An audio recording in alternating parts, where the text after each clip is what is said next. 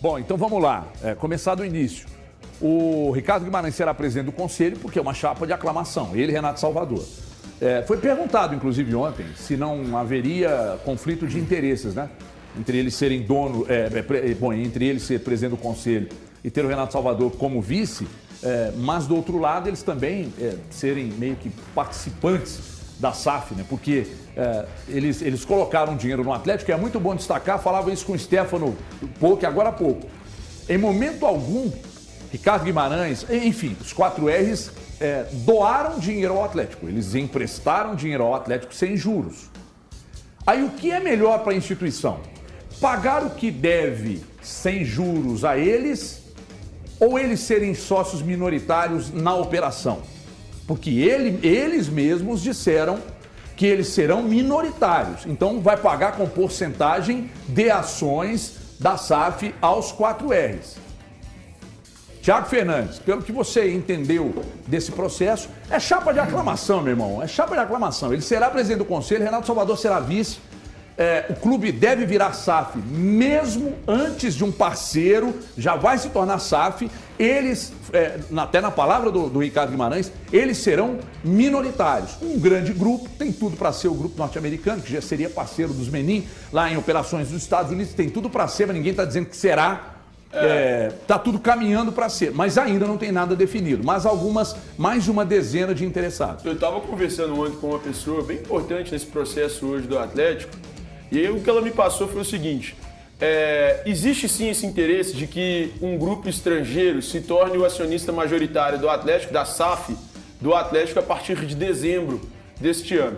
Só que existe a possibilidade também disso se estender um pouco mais, porque não é um processo rápido, não é um processo célere. Isso demoraria um tempo, demanda um tempo um pouco maior para que esse grupo consiga investir, consiga entender como funciona. São as tais diligências as quais passou o Cruzeiro recentemente para que o Ronaldo pudesse adquirir o clube. Então, hoje, o Atlético gostaria que existisse esse investidor até dezembro, para que virasse o ano com esse investidor já à frente do clube. Mas o Atlético entende que é algo complicado, é algo difícil, e pode ser que no início da próxima temporada esse investidor já esteja assim à frente do clube. E aí entenda início como março, fevereiro ou até abril, para que esse investidor esteja 100% à frente do clube no modelo de SAF. Como é que você está vendo todo esse processo? E é sempre bom destacar, não é doação. Os caras não vão doar 400 milhões para o Atlético. Né? Os caras entendiam que, o clube precisava desse aporte, porque a dívida é de mais de um bi. O Atlético é o time que mais deve, é o clube que mais deve no futebol brasileiro. Considerando, inclusive, essa dívida com eles. Né? Com eles, exatamente. Com eles. Então, é algo tranquilo. Então, a parte que a gente coloca sempre como é algo tranquilo, que foram palavras dos próprios 4Rs, né? Que eles colocariam esse dinheiro no Atlético sem juro e sem prazo. Não existiria uma pressão para o Atlético ter que pagar esses investidores que o Atlético tem, ou só meu pai beneficiários, né? Um beijo, Márcio. Só ele faz isso comigo. Empresta e sem prazo, sem nenhum tipo de pressão. Então isso acontece, então isso tira um pouco do peso. A questão da SAF é uma necessidade de todos os clubes, principalmente um clube que deve mais de 1 bilhão e 300 milhões de reais. É muita coisa que o Atlético deve, é uma necessidade que o Atlético tem, como assim é feito em outros clubes. Agora o que tem que acontecer, ela tem que ser muito clara para o torcedor, para a imprensa, para ter esse entendimento do que vai acontecer com o Atlético nos próximos passos. A SAF do Cruzeiro, ela teve um prazo até razoavelmente rápido em toda a sua formatação, né? Pra gente fazer uma comparação, em dezembro anunciou que o Ronaldo ficaria, teve o processo ali de 90 dias, né, Valor?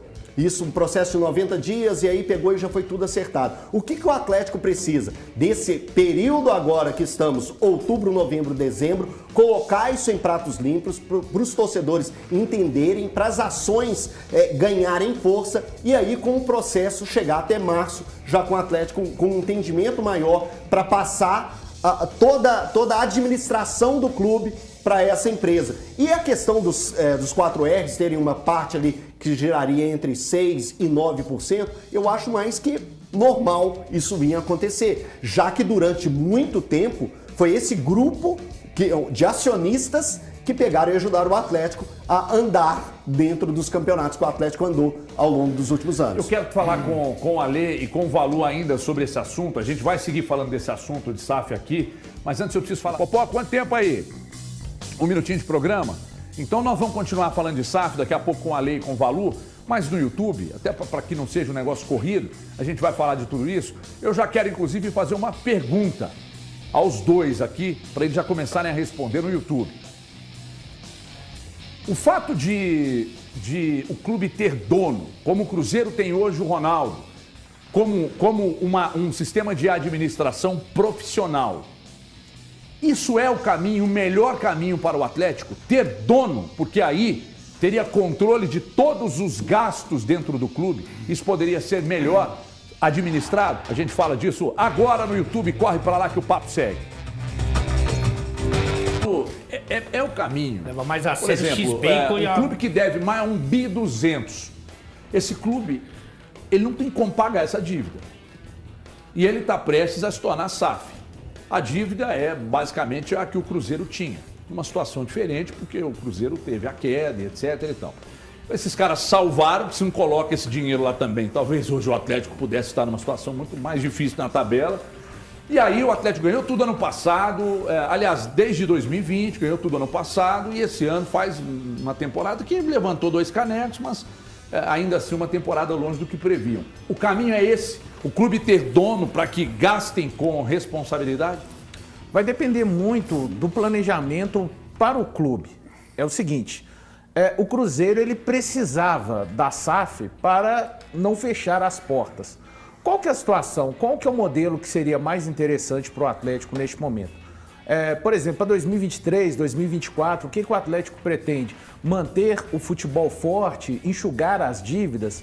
Porque até para o clube tirar proveito das rendas do seu estádio, é preciso que ele, a curto prazo, consiga estancar aquelas dívidas que são emergenciais, aquelas dívidas que não podem ser pagas a longo prazo. Eu acho que vai depender, Everton, do que essa SAF, quando for implementada no Atlético, pretende. Qual é o perfil? Porque até aqui a gente já viu, por exemplo, o perfil do Cruzeiro é claramente sustentável a médio e longo prazo, com muita realidade de acordo com aquilo que o clube arrecada. O John Textor simplesmente abriu um caminhão de dinheiro. E que não adiantou. A 777 Partners lá do Vasco também promete colocar já muito dinheiro.